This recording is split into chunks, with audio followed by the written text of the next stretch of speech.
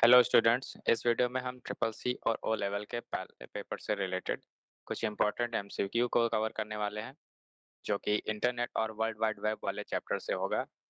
ये इस चैप्टर का दूसरा सेट है, मतलब इसके पहले भी एक सेट में 30 क्वेश्चंस का हमने एमसीक्यू पहले भी सॉल्व किया हुआ है, तो आप उसको भी देख लीजिएगा। उसका लिंक आपको डिस्क्रिप्शन में मिल जाएगा। चलिए स्टार्ट करते हैं।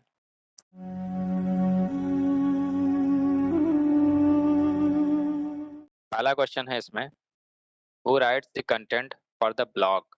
तो ब्लॉग के लिए कंटेंट कौन लिखता है? तो ब्लॉग पहले होता क्या है, पहले आपको बता देते हैं। ब्लॉग एक तरह का ऑनलाइन डायरी होता है, ठीक है। ऑनलाइन डायरी क्या होता है, जैसे आप डायरी में कुछ डेली की चीजें, अपने थॉट्स, अपने प्लान या अपने रिसर्च के बारे में आप लिखते हो डायरी में। ऐसे अगर आप उन कंटेंट्स के बारे में अगर आप ऑनलाइन किसी वेबसाइट पे या किसी जगह पर आप लिखते हैं, तो उसको हम कहते हैं ब्लॉग। इसे कोई भी ऑनलाइन पढ़ सकता है या देख सकता है, तो उस लिखने वाले को हम कहते हैं ब्लॉगर। ठीक है, तो ब्लॉग लिखने वाले को हम क्या कहते हैं? ब्लॉगर। दूसरा क्वेश्चन है इसमें, क्वेश्चन 32, ईमेल में अटैचमेंट का अधिकतम आकार क्या है? तो अगर आप किसी ईमेल मैसेज में अगर आप कोई अटैचमेंट अटैचमेंट मतलब कोई भी कंप्यूटर की फाइल जो आप ईमेल के साथ में भेजना चाहते हैं, तो कंप्यूटर की फाइल अटैचमेंट कहलाता है। तो आप अधिकतम कितने साइज का आप अटैचमेंट भेज सकते हैं? तो इस फाइल का साइज आपका 25 MB से अधिक नहीं होना चाहिए। अगर आप एक से ज्यादा फाइल्स आप भेज रहे हैं, तो उन टोटल का साइज भी 25 MB से ज्यादा नहीं होना चाहिए। तो इस साइज जो सही है वो है 25 MB, ऑप्शन डी। ठीक है। निम्न में से कौन सा सोशल साइट का उदाहरण नहीं है? तो सोशल साइट्स का उदाहरण इसमें से जो नहीं है वो आपका सही ऑप्शन है डी, गूगल। ये एक सर्च इंजन है जहां पर आप कोई भी इंफॉर्मेशन वेब में सर्च कर सकते हो। बाकी सारे फेसबुक, व्हाट्सएप और ट्विटर ये सब सोशल साइट्स के एग्जाम्पल हैं। क्वेश्चन 34 है, पीओएस का अर्थ है? तो पीओएस का पूरा नाम होता है पॉइंट ऑफ सेल। ठीक है, ऑप्शन सी। होता क्या है पॉइंट ऑफ सेल? जब भी आप किसी वस्तु यानी गुड्स या किसी सर्विस के बदले में अगर आप कोई पैसा पे करते हैं, तो जिस जगह पर आप पैसा पे करते हैं उस जगह को हम कहते हैं पॉइंट ऑफ सेल। इस उस जगह पे लेन देन होता है, ऑनलाइन या ऑफलाइन मोड पे, तो हम उस जगह को कहते हैं point of sale. Email server से ईमेल डाउनलोड करने का प्रोटोकॉल। तो अगर आपको किसी ने ईमेल भेजा हुआ है और आप उसको ईमेल डाउनलोड करना चाहते हैं, तो इसके लिए ईमेल में दो प्रोटोकॉल हैं। पहला प्रोटोकॉल है पीओपी, इसका पूरा मतलब होता है पोस्ट ऑफिस प्रोटोकॉल, और दूसरा प्रोटोकॉल का नाम है आईमैप।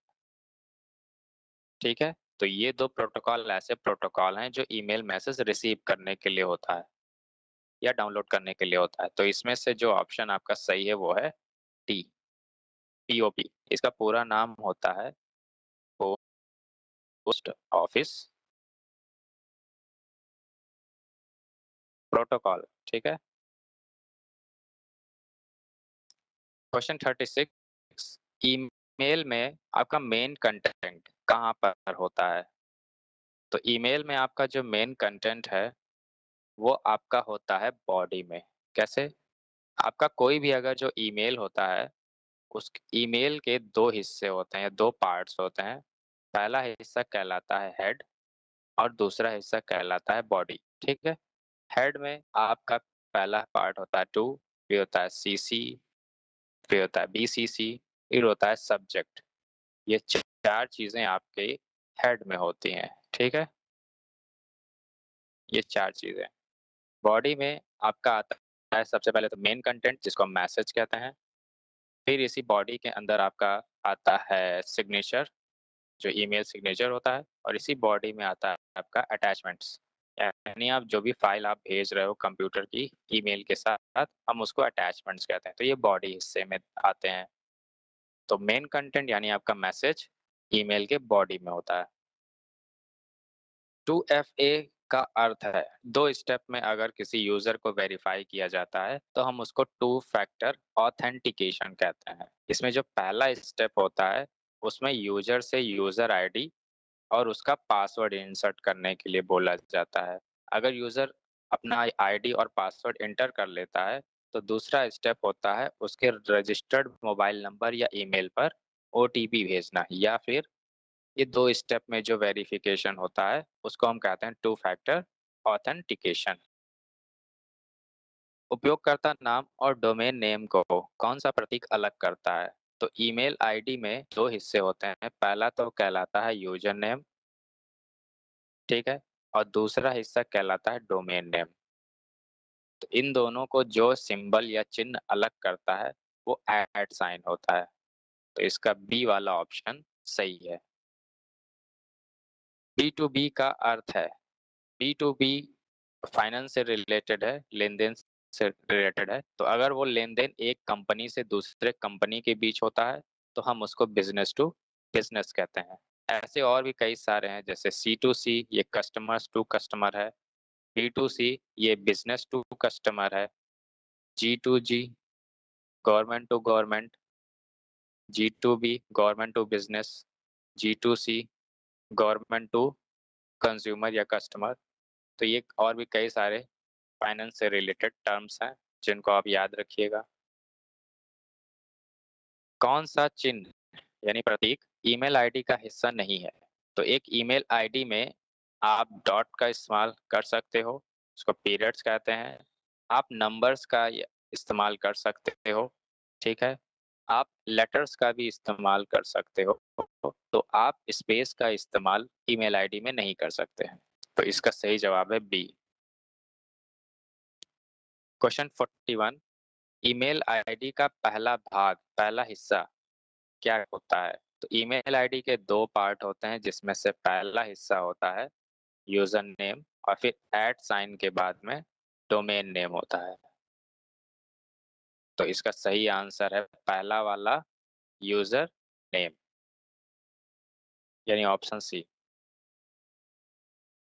Which of the following is the most viral part of the internet? तो इंटरनेट पर सबसे ज़्यादा वायरल कंटेंट्स कहाँ पर होते हैं? उसका सही जवाब है आपके सोशल साइट्स पर, जैसे एफबी है, इंस्टा है, यूट्यूब है। इन सभी साइट्स पर आपके जितने भी कंटेंट होते हैं, बहुत तेज़ी से वायरल होते हैं।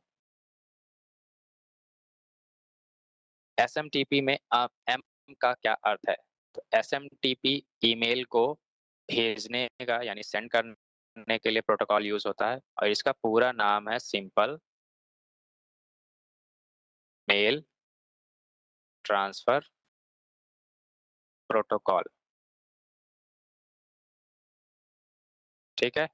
तो simple mail transfer protocol email message को भेजने में, सिंपल मेल को भेजने में यूज़ होता है और एम का अर्थ होता है मेल।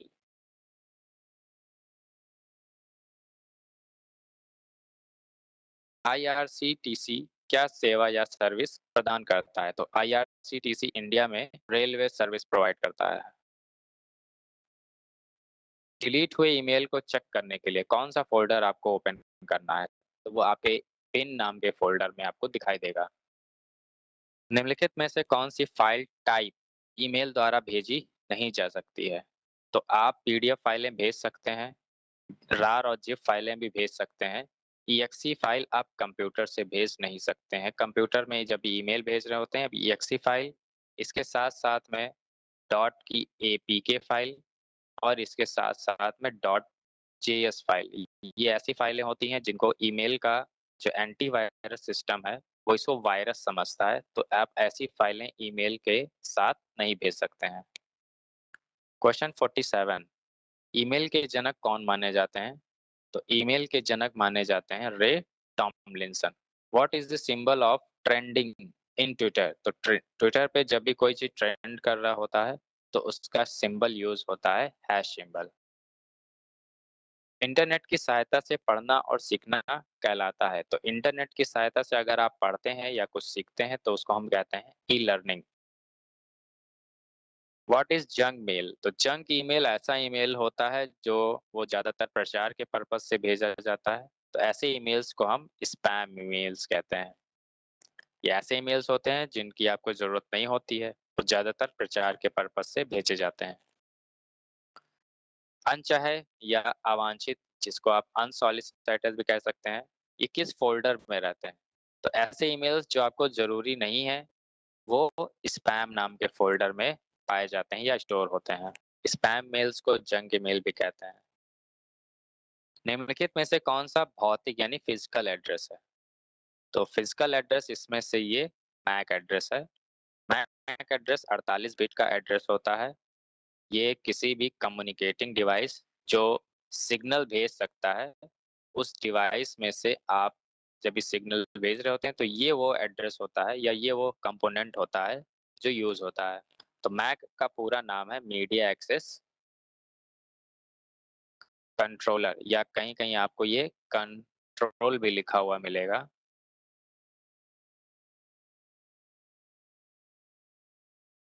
आईमैप का मतलब है, तो आईमैप ईमेल के प्रोटोकॉल हैं।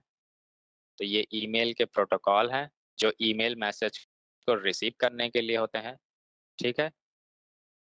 तो जब भी आप ईमेल मैसेज रिसीव कर रहे होते हैं, ये प्रोटोकॉल यूज़ किया होता है और इसका पूरा नाम है इंटरनेट मैसेज एक्सेस प्रोटोकॉल, ठीक है? लौटाई गई ईमेल को क्या कहते हैं? जब भी आप कोई ईमेल भेजते हैं और अगर वो नहीं भेज गया है किसी कारणवश, तो उसको हम कहते हैं bounced mail. Which of these protocols is not related to email? इसमें से कौन सा प्रोटोकॉल ईमेल से संबंधित नहीं है? तो एसएमटीपी ये ऐसा प्रोटोकॉल है ईमेल का जो भेजने में यूज होता है, यानी सेंड करने के लिए। टीएलएस ये प्रोटोकॉल है जो ईमेल मैसेज को इनक्रिप्ट करने के लिए इस्तेमाल किया जाता है। इनक्रिप्ट करने का मतलब उसको ऐसे रूप में बदल देना जिससे थर्ड पार्टी या जिसको जरूरी नहीं है वो ईमेल आपका पढ़ या समझ नहीं पाएगा, तो उसको हम इनक्रिप्शन कहते हैं। तो इनक्रिप्शन में इस्तेमाल होता है टीएलएस। पीओपी ये पोस्ट ऑफिस प्रोटोकॉल होता है, ये ईमेल मैसेज को रिसीव करने के लिए होता है। तो ये तीनों ईमेल के प्रोटोकॉल हैं, जबकि एफटीपी ईमेल का प्रोटोकॉल नहीं है। तो ये आपका सही जवाब है। आज के ईमेल सिस्टम स्टोर और डैश मॉडल पर आधारित है। तो आजकल के जो ईमेल सिस्टम है वो स्टोर और फॉरवर्ड के बेस पर आधारित है। या तो आप ईमेल को रखिए या तो आप इसको आगे बढ़ाइए। नई ईमेल आईडी बनाने के लिए आपको सबसे पहले क्या करना होता है? तो नई आईडी अगर आप बना रहे हैं तो आपको करना पड़ता है साइन अप। लॉगिन मतलब होता है आईडी बनी हुई है और आप यूज करने जा रहे हैं। साइन इन का मतलब भी वही होता है जो लॉगिन का मतलब है, यानी आप आईडी यूज करने जा रहे हैं, पहले से बना हुआ है। लॉग आउट मतलब होता है यूज कर चुके हैं और आपको बाहर निकलना है। तो साइन अप वो ऑप्शन है जिसकी मदद से आप नई आईडी बना सकते हैं। यूएसएसडी सेवा डैश नंबर पर कॉल करके उपलब्ध है। तो यूएसएसडी होता क्या है? यूएसएसडी एक ऐसी सर्विस है जिसका उपयोग बिना इंटरनेट के आप बिना इंटरनेट के आप बैंकिंग के काम कर सकते हो। आप फंड ट्रांसफर कर सकते हो, ठीक है?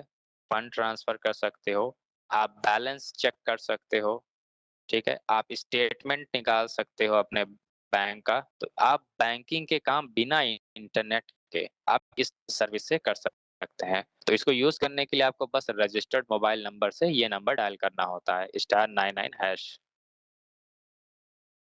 क्वेश्चन 59 है, P2P का अर्थ है। तो P2P का अर्थ होता है पीयर टू पीयर। तो P2P नेटवर्क ऐसा नेटवर्क होता है जिसमें दोनों डिवाइसेस जो आपस में कनेक्टेड हैं, उनमें कोई भी डिफरेंस नहीं होता है। मतलब वो दोनों सेम लेवल के होते हैं। मतलब कोई भी डिवाइस किसी को भी डाटा भेज सकता है या रिसीव कर सकता है, चाहे वो दो फोन हो या फिर दो कंप्यूटर मशीन्स, दोनों में बराबर का डेटा या साझेदारी होती है। तो इसको हम कहते हैं पीयर टू पीयर।